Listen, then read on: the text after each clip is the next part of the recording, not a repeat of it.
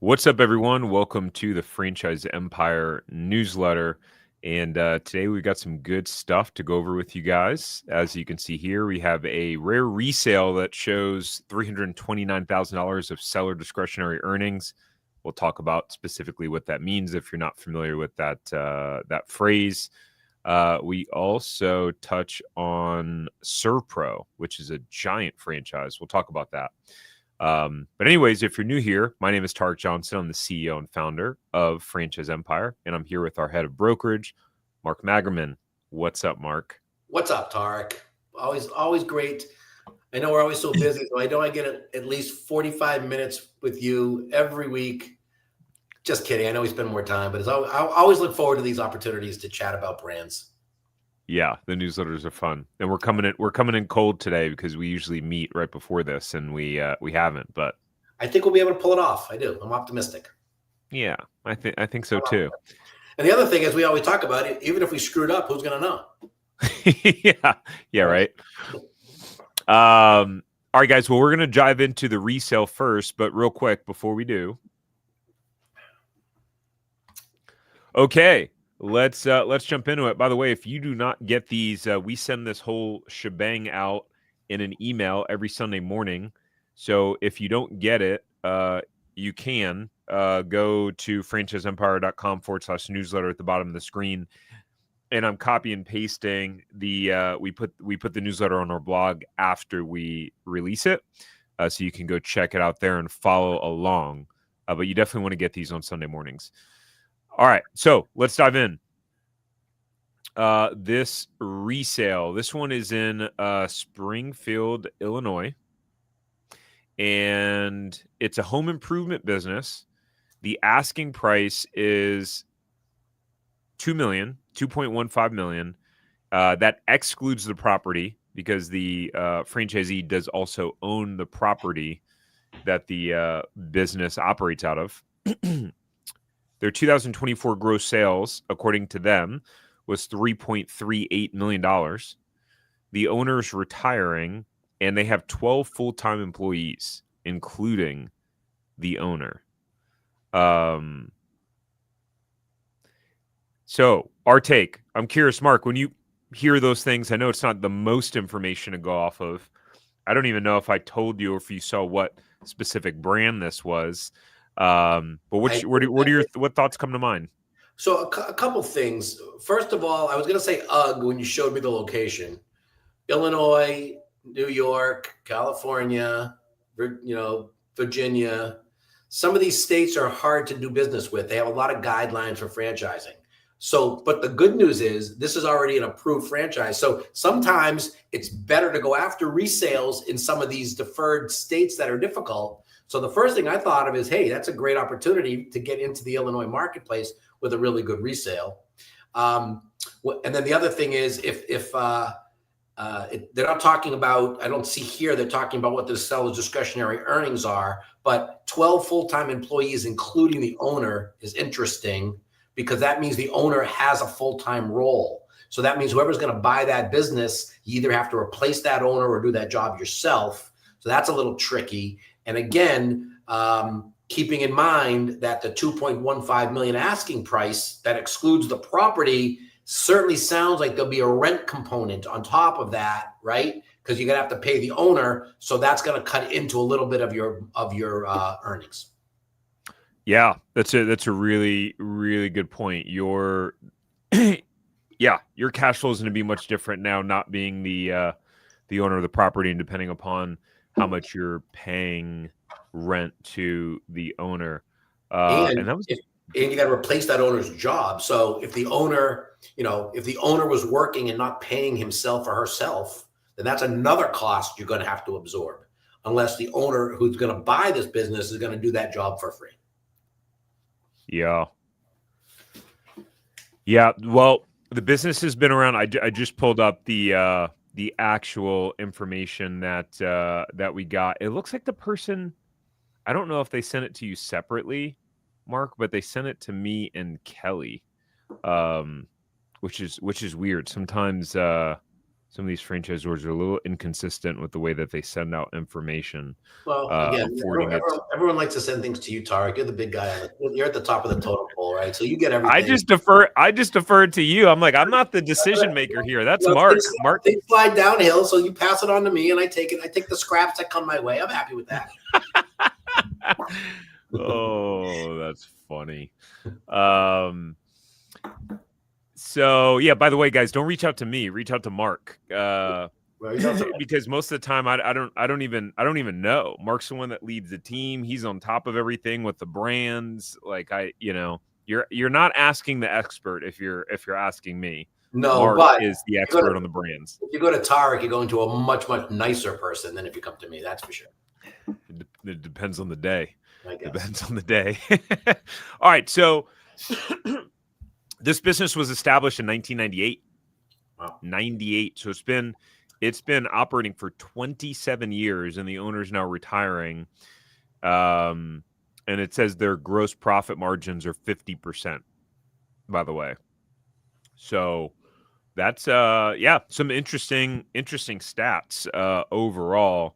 I was hesitant to show a resale like this, Mark, because of such a high purchase price. Mm-hmm. And does it exclude the majority of our audience or alienate them? But you never know. We have people asking us for these kind of high-powered resales often, so I figured, hey, it might exclude a lot of them, but it wouldn't alienate anybody. And I don't know if there's somebody that's looking into a franchise. Next thing you know, that if I go out and get two other. We had 3 partners when we built our Five Guys business because one person couldn't afford to make that investment. So I don't think it excludes anybody. I think it's a legitimate opportunity. And I think those who are interested can reach out and we'll help them as best we can. Yeah, agreed. I had made a couple of notes here. So let's, I can't remember what I ate for breakfast, yet alone what I put when I was preparing this.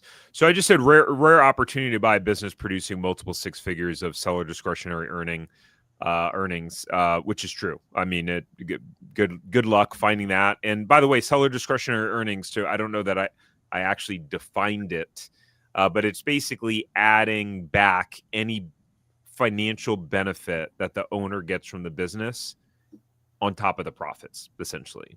So if the owner, the only vehicle they drive, as an example, is under the business and the business is paying the $700 a month car payment, that $700 a month, $8,400 a year would be added onto the SDE number and any other kind of financial benefits for those of you who are new to that concept. The new owner won't have to pay that fee. Yeah.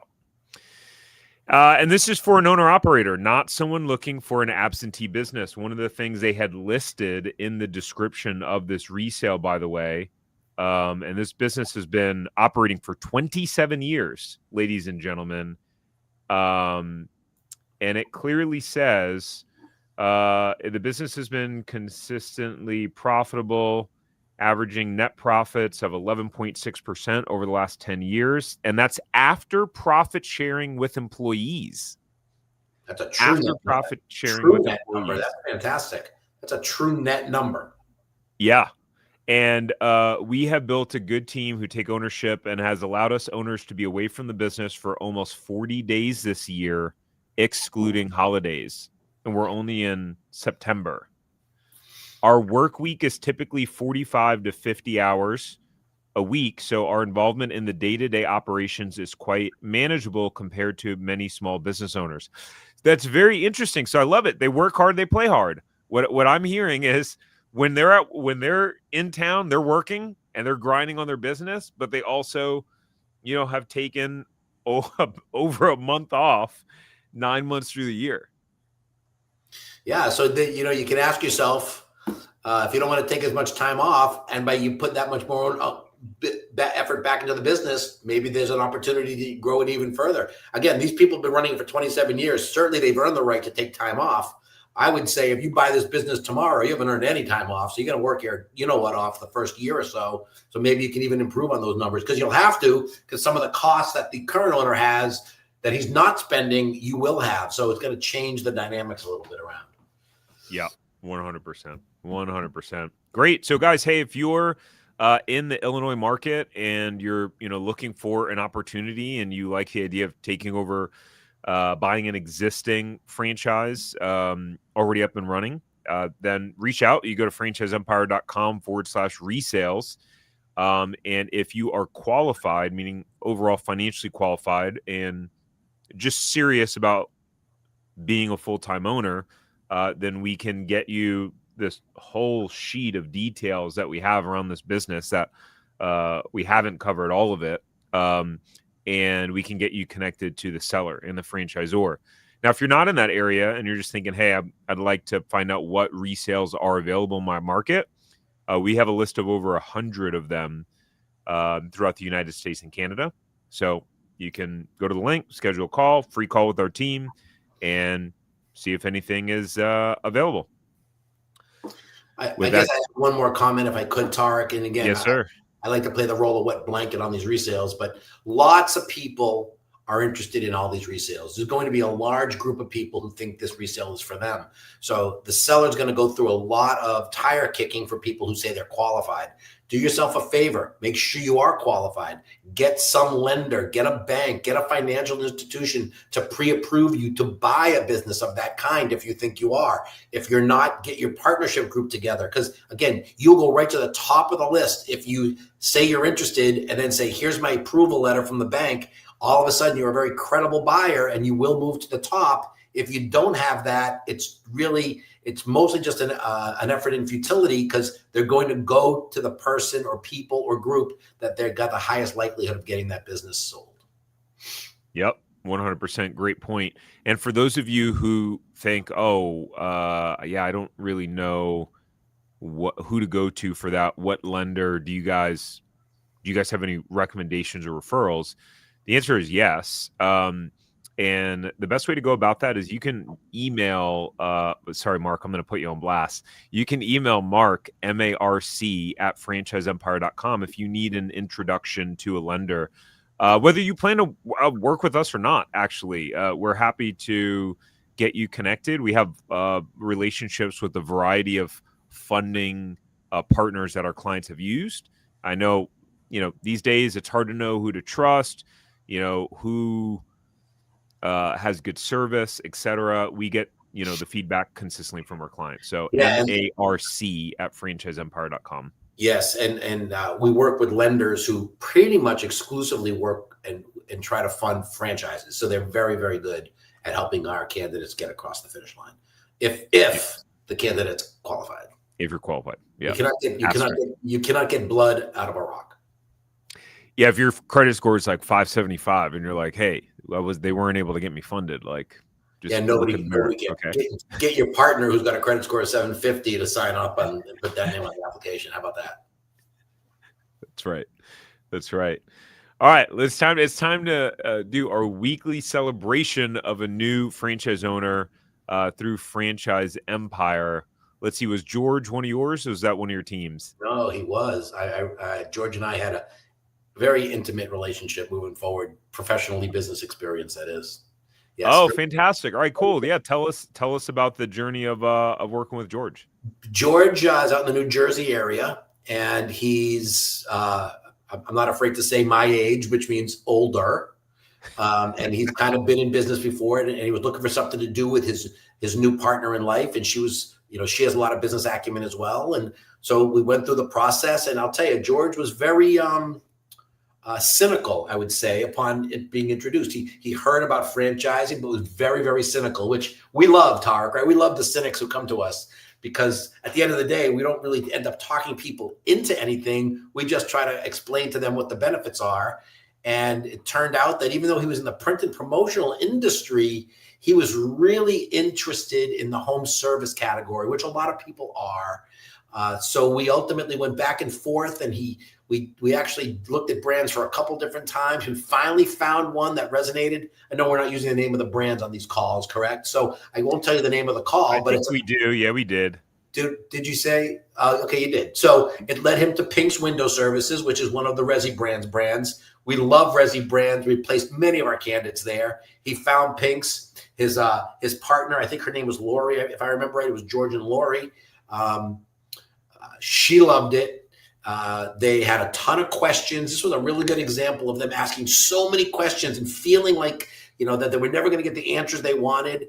It's one of the benefits of working with the brands we work with. We have good knowledge of them. He got all his answers. He ended up signing up, buying not one, but 2 territories, and timed it. So they're going to be training, and they will be cleaning windows in the New Jersey area by February. So really happy for him. There were a lot of times we didn't even think George was going to get across the finish line, but he was diligent. He did all the right things, and I can't be more excited and proud of the process. And I hope I get invited to the grand opening so we can go and be there in person for them. That's awesome. And yeah, congratulations to George, and shout out to Mark. Right, I know it can be a thankless job, but it's not. We work with a lot of clients that are all at various stages of commitment, skepticism, fear, uncertainty, and it's quite the emotional roller coaster. Mm-hmm. And I don't know, would you say it's almost like being like a psychologist at times, Mark?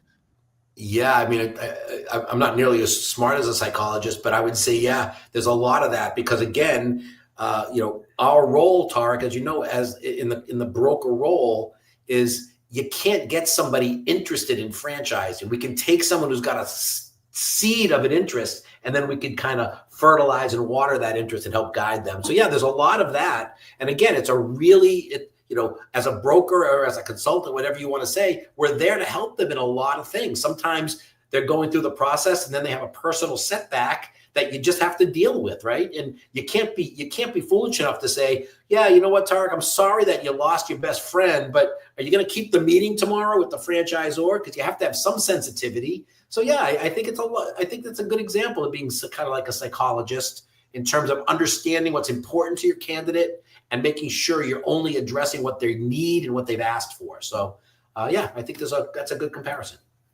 Yeah, solid. Yeah, I remember back to we'll move on, but I remember back to my financial planning days, and doing retirement plans and all sorts of stuff. And I'd have situations where people come in and the kids coming in with their parents who now has Alzheimer's, or there's just, there's life circumstances happening that are sensitive, or, someone's nervous and scared. And I would just remember coming home, just feeling emotionally drained often, just from the conversations that I was having with people. They're emotional conversations, people's money, livelihoods, and investing into a business, which is serious stuff. So we get it. It's an emotional process for all parties involved. And I guess I'll just add one more comment to it. I'm just thinking there's one particular example, and it just kind of comes down to the headline of trying to do what's right for people, right? So you can sleep at night and not feel like you're doing something wrong.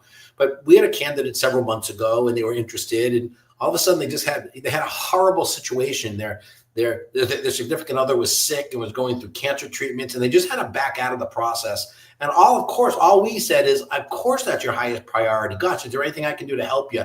And if you're ever interested, come back. We're not going to bother you. You got this personal dilemma.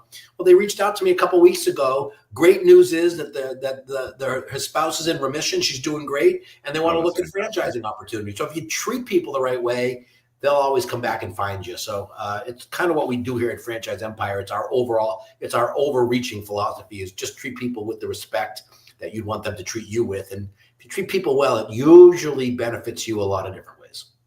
Yep. So it's our first core value, clients first. Yep. Clients first. All right, franchise of the week. Let's dive into it. So again, we are continuing with the series that we have been on, which is basically going down the Entrepreneurs Franchise 500 list and reviewing and highlighting those franchises and putting our own twist and breakdown and review on it. And this is not to endorse these franchises. Most people think, hey, I see this list on Entrepreneur of these top 500 franchises, but primarily what that list is, think of it like the S&P 500. It is essentially just the largest franchisors, kind of with the largest market cap, amount of franchisees, et cetera. There is a grading system that they use, but overall, if you're a huge franchisor with hundreds or 1,000 locations, you're likely going to end up on that list. And most of them are all sold out anyways. But all right, franchise of the week. So Kumon, if you guys have heard of Kumon, their story, they're a learning center. Their story began in 1956 in Japan when a high school math teacher, Toru Kumon, noticed that his young son was struggling in school. Determined to help, he sat at the family's kitchen table night after night, creating simple worksheets that broke problems down into bite-sized steps. His goal wasn't just to get his son caught up. He wanted him to excel beyond his grade level, develop confidence, and build a lifelong love of learning. And so what started as a father helping his son turned into the Kumon method, a structured system built around self-learning, daily practice, and mastery.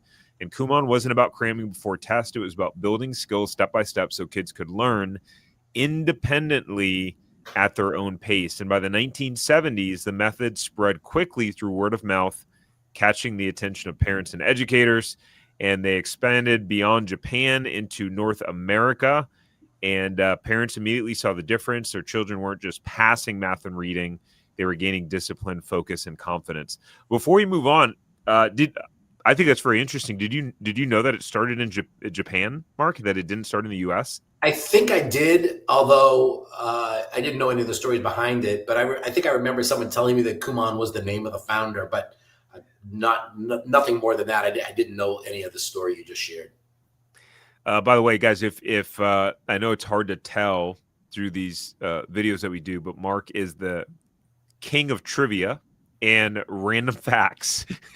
So Mark will know the answer to things. Like, I know that I've heard it at some point, and so that wouldn't surprise me that you had heard that it had started in Japan. But how cool is that? And I think outside of being a franchise buyer, it just shows the level of opportunity. Number one, we'll focus on the U.S. But like, if you focus on solving a problem, like people go, I want to start a business because I want to make all this money.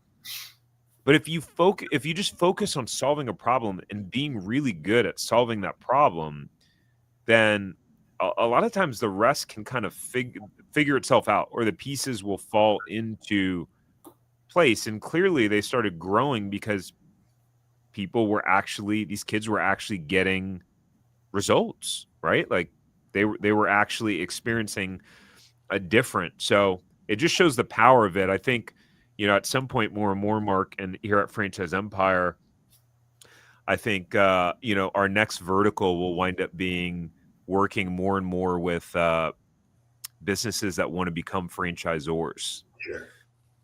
And grow, because really, we go over these examples, but guys, like, we'll get into it. I mean, Kumon has 1,600 locations. You're not going to find an open territory for Kumon.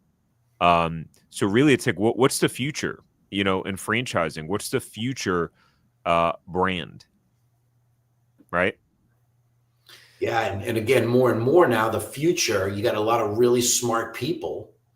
I can think of several of our brands that would fit this example, but the next generation is going to be, how do you get children educated like Kumon without the brick and mortar building, the leases, the cost involved? How do we do it so it's an online curriculum or some other way of doing it where it's more streamlined and where technology kicks in? And again, there's people a lot smarter than me who are probably coming up with those ideas as we speak. The good news for you and I, Tarek, is we get these ideas, we introduce them to franchisees, because the only way that these are going to be successful is by adding franchisees to that growing network. And technology and the advancements in marketing capabilities is just a springboard to a lot of these great success stories. Yeah.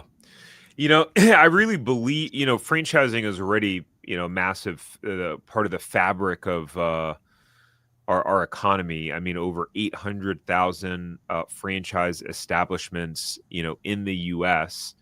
I think it's going to become more and more dominant, Mark, because more and more you have private equity buying up these mom and pop businesses, the bigger plumbing companies and electrical companies. And I think more and more what you're going to see are small businesses franchising. And there's so many people out there that want to become entrepreneurs these days and don't want to figure it out, don't want to create the system. And I think franchising is going to continue to grow and explode, actually. No doubt. And again, to your point, if someone's smart enough to come up with a concept and be a founder of something that can be franchised, then very likely they're not going to be the same person who can go out and sell that franchise. That's where they're going to need people like Franchise Empire or people like us to help them market and get their businesses sold. And they're also going to go out and they're going to build an infrastructure, because the founder, and I think of some of the people that we know who are founders, they're not taking calls from candidates. So again, it's a matter of building an infrastructure of people who are going to help these franchisees get off the mat. But it starts with these founders who create these amazing ideas. And then Tarek and I get to come in and be like, yeah, it's a great idea. You did all the hard work. Let us take it from here and get you successful with it. So it's a beautiful partnership. 100%. So, guys, in the 80s, Kumon officially began franchising, and today they're one of the largest and most trusted names in after-school learning. So let's talk about some of the numbers. As of 2024, they had 1,671 units open. That's open, which is pretty significant. I don't know that those startup costs are accurate. That does not seem accurate to me. Yeah, I would say add another 0 to both those numbers, and then you're probably all right. But yeah, I don't. That looks a little fishy to me as well. Yeah, I should have double checked these numbers. No, that's. I'll tell you what, if those numbers are right, then I'll change my whole belief in this concept. Let's get a brick and mortar Kumon up for $150,000. Yeah, that's probably not a bad way of doing it. Let's do it. No, those are the numbers. Are they? Those are indeed the numbers. I think probably the reason why is because there's really no build out. That's probably what it is. Just renting a space. It's a vanilla space, and you're just putting up a couple of shelves. It's probably true. It's not a build out. That's a fair point. You're right. Yeah, it doesn't require a contractor, most likely. No. So guys, yeah, $73,165 $1,000. Learn something new today. Right. Very interesting. Yeah. Initial enrollment fee. So the royalty is $30 per newly enrolled student per month, which is interesting. So they have a set of a percentage based royalty. It's a like flat fee per. And then there's some monthly royalties during the temporary license period, and it's a flat amount times how many students you have, which just shows, in franchising, the franchisor has a vested financial stake in your success. Marketing fees, $300 per month. So that's it. That's Kumon, guys. Let's talk about their item 19. I'm sorry to break it to you, but Mark, what does this mean? This paragraph. Which one are you looking at? The second one down. Second one, yeah. We're going to show you the numbers, but we're not going to support them. We're not going to take credit for them, and we're not even going to say they're accurate. No, so they don't have an item 19 at all. Oh, wait, where am I reading that? The second one. So we do not make any representations about a franchisee's future financial performance. Right. Okay. That's what I thought when they said that they're not going to make any claims about it. But where does it say they don't even have one? Well, they have one, but they don't show. That's their way of saying they don't show any numbers. So, what's your take if you pull up an FDD and you see that a franchisor does not disclose any numbers in the item 19? Well, my first reaction would be negative. But when I got past the "what are you kidding me" phase, I would say, if I really wanted the brand, I would make my efforts to talk to other franchise owners way more important, because you're not going to invest any money in it if you have no idea what the financial performance is. So you got to get that information. If the brand isn't going to provide it, you got to go to the franchisees who are running those businesses and get it from them. But again, I don't know why a brand would not make it available to potential franchisees. I don't know what the strategy is for that. I'm against that strategy, to be honest with you, because again, it's just transparent. You're just disclosing what's out there. You're not making anything up. It's just, here's what we're doing.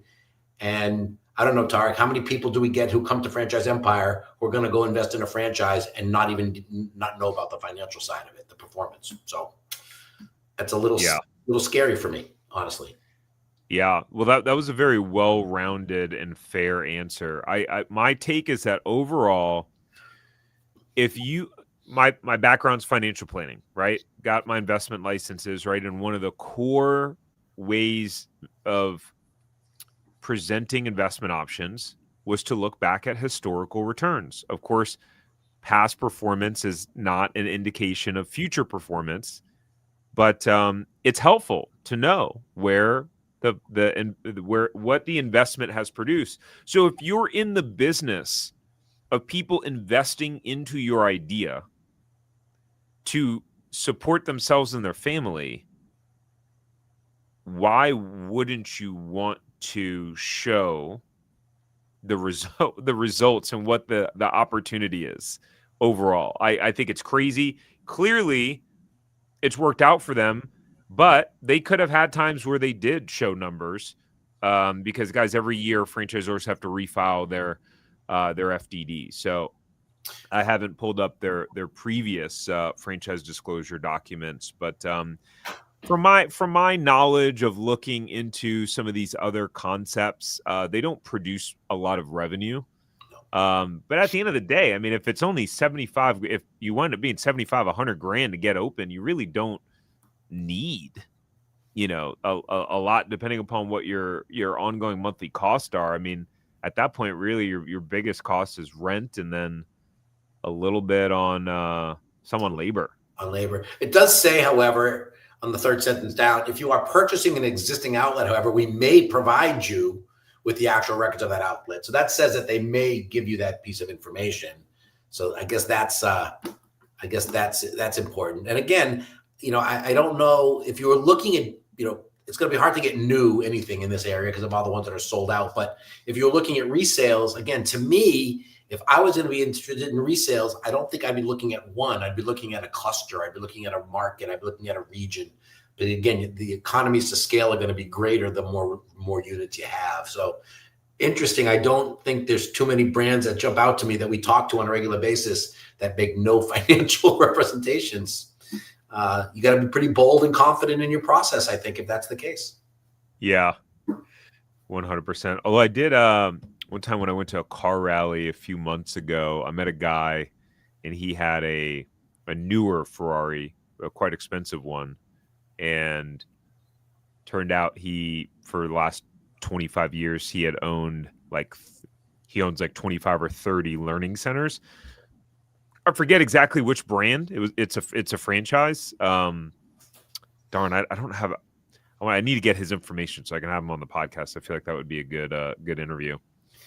All right, so guys, by the way, if you're thinking, hey, yeah, I'm not interested in Kumon, but I am interested in knowing like what are some good franchise opportunities out there? What are some franchises that do show their numbers and show maybe what are franchises that show franchisees that are doing more than $1 million in sales?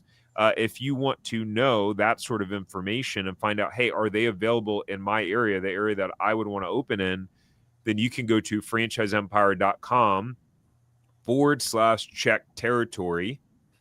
And we'd be able to find that out for you. Oh, by the way, we also have some big news that I was supposed to talk about earlier. Let me just get this up real quick so that I can hit on it. And you guys are going to enjoy this and get to benefit from it. We recently launched a brand new community for franchise buyers where you're going to be able to get inside information above and beyond what we show here that we won't put publicly, breakdowns of different franchise opportunities in that community. You'll get to connect with other franchise buyers as you're going through the process. And our team will be putting content and education and tools in that community that are not publicly available and accessible. And you'll be able to access all of our free online courses and tools in a one-stop shop place in that community. So the community is completely free for you. Our team has put in a lot of work in putting this together. So let's see. I'm gonna drop that for you there in the comments, and you guys can go join our new school community. Let's see, that the message was too long, so the link didn't. It chopped it up. Let me repost that so it's in a clickable format. But you guys are definitely going to want to go join that community for free. With that said, last but not least, the most recent episodes of the Zero to Profitable Franchise podcast, really two different pieces of content. Number one was with yours truly, myself and Mark, and Chris on our team. Chris is another franchise broker on our team, 15, 20 years experience in franchising. And we talk about, if you're scared to leave your job, and if you're thinking about franchising, afraid to go all in. So just some really good insight there. That was a good conversation, Mark.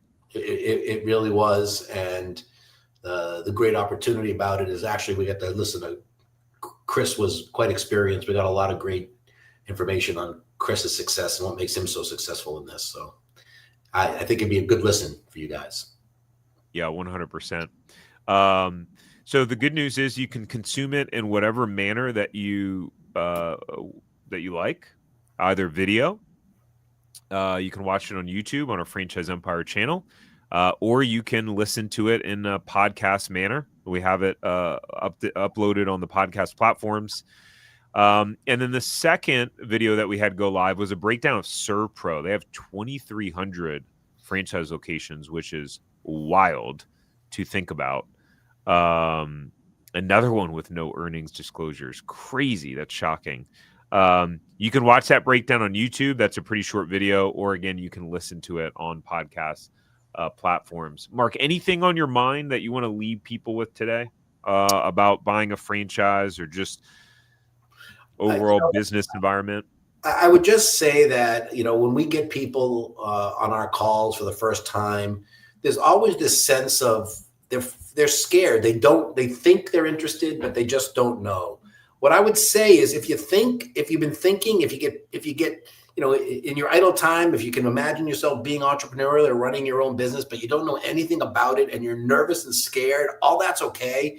Reach out to our team because we're really good at walking you through the steps that you need to take if franchising is for you. And we can tell you ultimately if it is or sometimes if it isn't for you. So you're not risking anything to chat with us here at Franchise Empire because that's all we do. We help people who want to get into business ownership. We help them overcome obstacles, but we also do a really good job of trying to understand who you are as a person, why franchising might be of interest to you. We have a bunch of talented people here who've done it before, so they can really help you. So just, make that call, reach out to us and get on our calendar.